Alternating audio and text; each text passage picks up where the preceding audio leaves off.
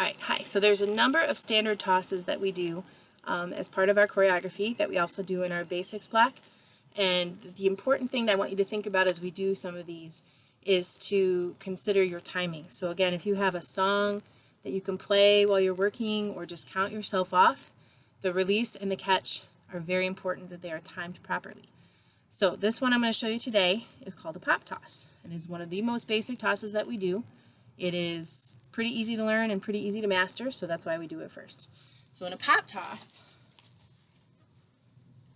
we are going to start with one hand on the tab, my right hand in an overhand grip, and then my left hand is going to be on the bottom cheater, about a third away from the tip, and I'm going to be in a slam position. You can also, when you're practicing your tosses, you can stand in second position to give yourself a little bit stronger of a base.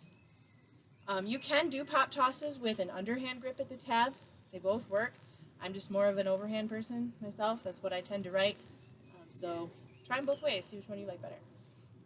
So in a pop toss, I am going to be simultaneously pushing down with my left hand and pulling up with my right. So I'm going to be doing something that looks like this. Flump. Now, from a physics perspective, color guard is all physics and math, unfortunately. Or rather fortunately, because that means we can understand and know how to work.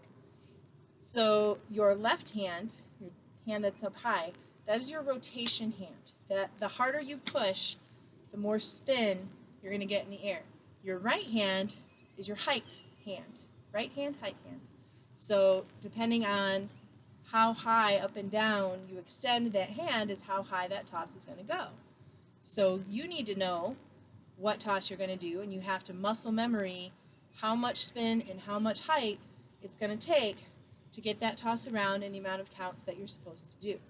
So we're going to talk first about just a single toss. So it's going to come up and down, and we're actually going to half rotate it back up again for a catch. We catch two-handed in our basics block. Sometimes choreography will have you catch one-handed because you're just going to go right into something else. That's cool. But in basics, we're going to catch two-handed. Right hand on the tab, left hand halfway up into the silk. That helps us with our timing and helps us know if we under or over rotated. So that's good. All right, so in a single, my release point is not high. My release point is right here at my shoulder. This is the teacher asked the question, and I don't want to look like a nerd and be like, I know the answer, but I also don't want to look like I don't know the answer. So I'm just going to put my hand up pretty low and hope that I don't get called on, but I still want people to know that I know the answer. That's what we're doing with this. Our left hand is going to smack down right on your leg. So it's going to look something like this. Out, catch. You notice it's not very big. It didn't rotate really high in the air. It rotated right just a little bit above my head. Let me do that again for you. Out, catch. You also notice that I'm catching bam. So I don't hear ba-bam, not two catches, one catch both hands. That's what's going to teach you if you're under or over rotating. If you toss here, I can't even do it. Toss here, that's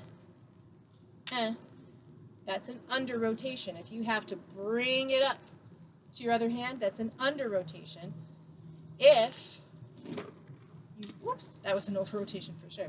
If you have to do this, then you know that you over rotated it. You caught it here and had to write it up that way. That's an over rotation.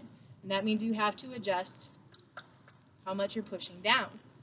May also have to do with how high you release it as well, but generally it's a rotational issue.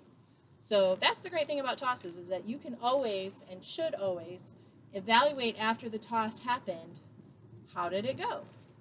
Did I catch it nice and strong two-handed, or did I, cha-chunk it, and if so, in what direction? So what do I need to fix later?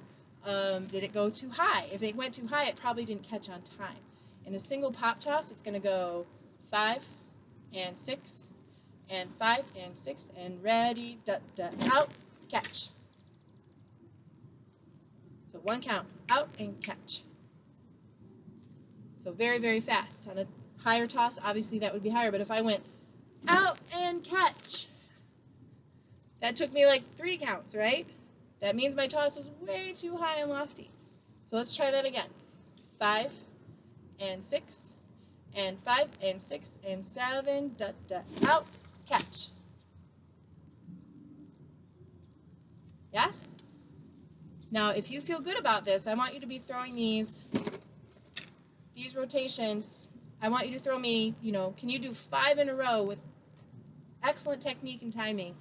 When you feel like you can do these very reliably, then I want you to move on to a 1.5, which is just another half rotation. So it would go up, down, up, and we catch it, silk down. Same hand position, just now a tab and halfway up the pole as opposed to halfway up the silk. So it's just a little bit higher, and that one's going to take you about 2.5 to 3 counts to catch. So 5 and 6 and 5 and 6 and ready, out and catch. Yeah, that's 3 counts. 5 and 6 and 5 and 6 and ready, out, 2 and catch. So that's what you can work on once you get your singles reliably. Do not move on to the 1.5s until you can feel like you're doing those singles really consistently and good. So also things to think about when you are releasing tosses is your feet. Sometimes we will toss on the move. Not often, but sometimes. Most of the time we will do it on a hold in the drill when we're standing still. And I don't want to see lots of, happy feet trying to catch your toss. Ground yourself down. Push energy down through those feet and hold strong. If you have to step for it, if it went over here and you had to take a step this way to get it, that's probably because you released it like a rainbow instead of releasing it straight up. So correct yourself. Okay, next time I'm not going to put it over there, I'm going to put it straight up. Likewise, if you had to go that way, you probably went out and threw it off to your right, and then you had to go chase it down. You should have to never move your feet. Now that said, in a show situation, if you have to move your feet to catch a toss, I would rather have you move your feet to catch a toss than to drop in the middle of the show. But in rehearsal, in your basics block, in your own daily practice, that is a goal that I want you to work for. Is I didn't have to take a step, I didn't have to stutter or lean or do anything with my body. I just went. Watch videos of color guards doing this, and you will see how impressive it is when it's just like this consistent, like boop, boop, and nothing else about them moved. So that's what I'd like you to work on in all of your toss technique.